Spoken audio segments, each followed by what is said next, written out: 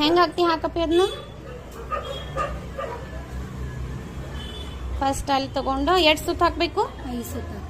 5 ಸುತ್ತು.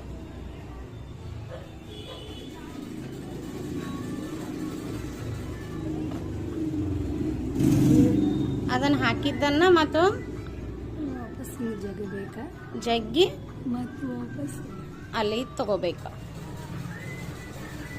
ಆಮೇಲೆ ನೆಕ್ಸ್ಟ್ ಅದ್ರ ಹತ್ರನ ಚುಚ್ಕೋದಲ್ಲ,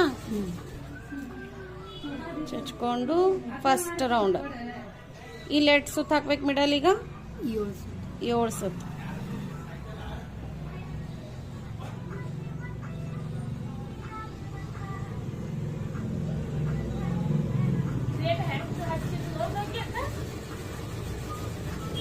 ದಾರ ಒಂದು ಸ್ವಲ್ಪ ಕಡಿಮೆ ಇರೋದ್ರಿಂದ ಹಿಂಗಾಗುತ್ತೆ.